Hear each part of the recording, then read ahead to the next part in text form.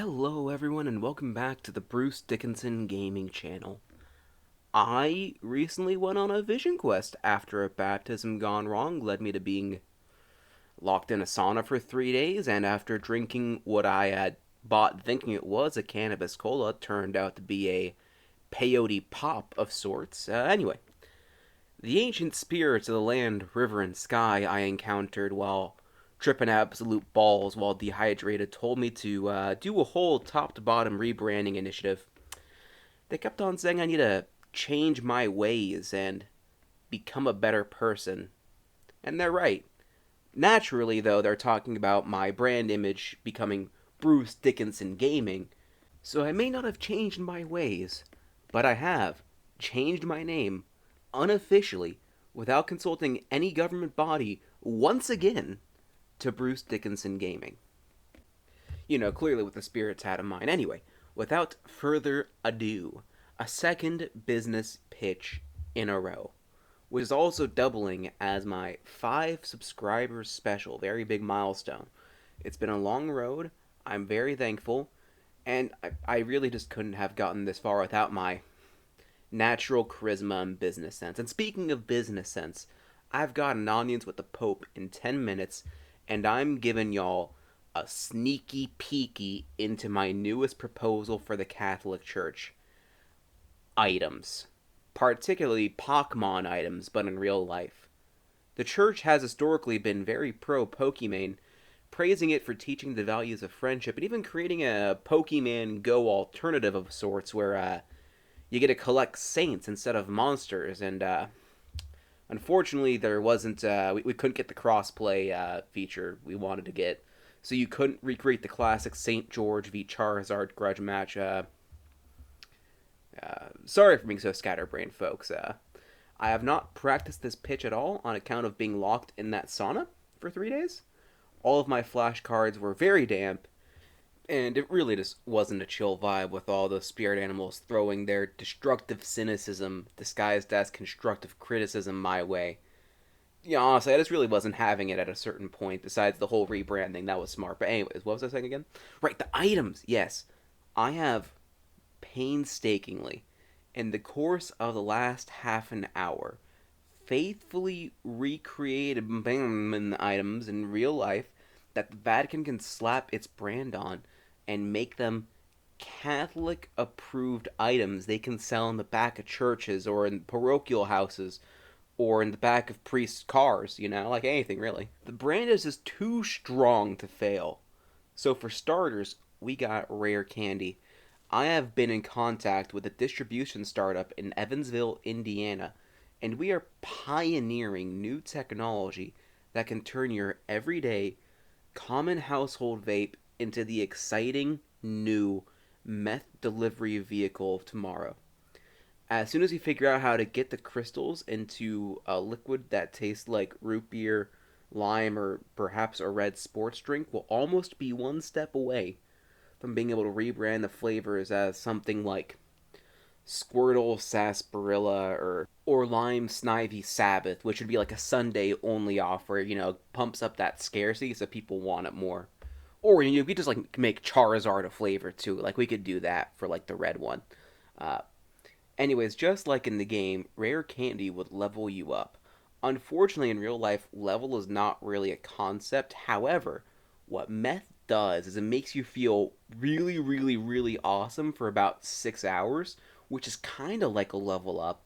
The problem is after that, you're going to crash hard. But to compensate for that, for the first like 30 minutes, you're going to have this intense state of euphoria, which may or may not breed a dependence depending how strong of will you are, and if you use it in moderation like I do.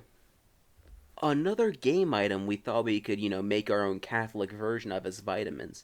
But because vitamins already exist in real life, I had to come back to the drawing board a little bit here. So, for starters, I contacted the most innovative, least scrupulous supplement company I could find, the wellness division of Anderson Creek Chemical Production and Industrial Runoff Prevention. They have developed a groundbreaking mixture that is 90% various performance enhancing drugs and 10% experimental mutagen. which they believe can not only make you exceed your own athletic potential, but exceed the evolutionary potential that God built us with. Full heal. Now, this one is pretty simple in the game. It kind of just gets rid of status effects and makes you able to fight again. So, this is just a spray bottle full of Neosporin and morphine. The Neosporin should get rid of any infections, and the morphine should just make you able to just about ignore everything else possible, including your family.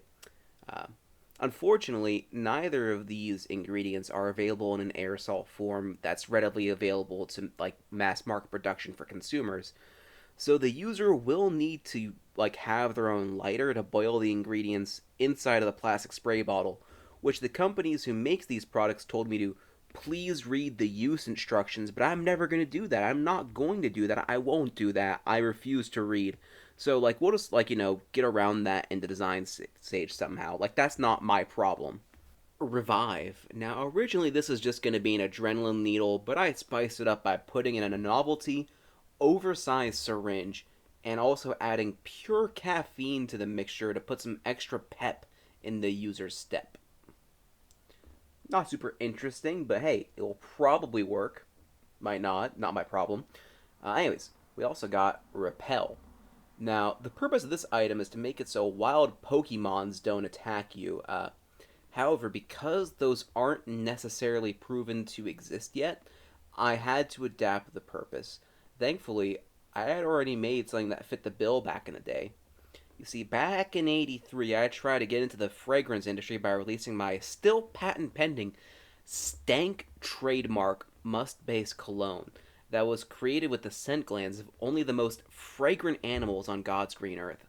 Surprisingly, though, it did not sell well, and combining the pheromones of 12 different animals made the user not only wildly unattractive to human females, but actively repulsed them and every known animal of every single biological sex and reproduction type in existence in a 500 feet radius for up to 3 hours after application.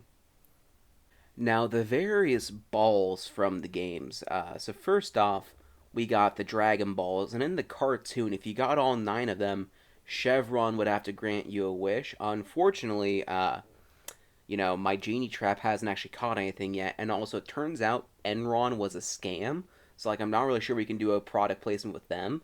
But like what we could do though is like we could take my dad's old printing press back online and recreate some of his old counterfeit gas stamps from the 40s and hand those out, like people can't really, get government ration gas anymore, but they might be nice. It might be a nice decoration piece to have a Vatican branded counterfeit US government gas ration card from the World War II. Okay, and now we got the pocket balls. So unfortunately, the cost of implementing shrink rays inside of like an armored containment sphere would just be truly astronomical. Instead, I opted for a more low-tech solution, and I got a burlap sack prototyped in a fair trade sweatshop in Vietnam. Don't worry, they only use ethically sourced child labor. Anyways, the sacks have a patch ironed on and they have a drawstring, which should probably make it strong enough to hold most humans and wild animals that would fit inside. I personally haven't had a chance to test this out yet because of the whole sauna debacle. And I was thinking to complement the burlap sacks, we could create like a Vatican branded taser, which could bring like your opponent's speed and body down to about zero. Unless they're like super high or something, then it will just do absolutely nothing.